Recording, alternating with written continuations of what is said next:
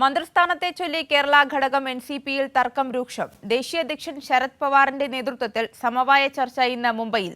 കേരളത്തിലെ എൻസിപി നേതാക്കളുമായി പവാർ ഇന്ന് കൂടിക്കാഴ്ച നടത്തും. മന്ത്രി എ കെ ശശീന്ദ്രനും പി സി ചാക്കോയും മുംബൈയിൽ. പ്രേംലാൽ മുംബൈയിൽ നിന്ന് വിശദാംശങ്ങളുമായി ചേരുന്നത്. പ്രേംലാൽ, എന്തൊക്കെയാണ് വിവരങ്ങൾ? എൻസിപിയിലെ ആഭ്യന്തര തർക്കം പരിഹരിക്കുന്നതിനായാണ് കേരള ഘടകത്തിലെ പ്രധാന നേതാക്കളെ ദേശീയ അധ്യക്ഷൻ ശരത് പവാർ മുംബൈയിലേക്ക് ക്ഷണിച്ചിരിക്കുന്നത്. രാവിലെ 11 മണിക്കാണ് മുംബൈയിലെ കൂടിക്കാഴ്ച. 2.5 വർഷത്തിന് ശേഷം എ കെ ശശീന്ദ്രൻ മന്ത്രിസ്ഥാനം ഒഴിയുമെന്നും തോമസ് മന്ത്രിസ്ഥാനം ഏൽക്കുമെന്നുമായിരുന്നു പാർട്ടിയിൽ ധാരണയുണ്ടായിരുന്നത്. ഇതിനെ ചൊല്ലിയാണ് തർക്കമുയർന്നിരിക്കുന്നത്. ഇതുമായി ബന്ധപ്പെട്ട് കേരളത്തിൽ നടന്ന ചർച്ചകൾ ഫലം കാണാതെ വന്നതോടെയാണ് ശരത് പവാർ വിഷയത്തിൽ ഇടപെടുന്നത്.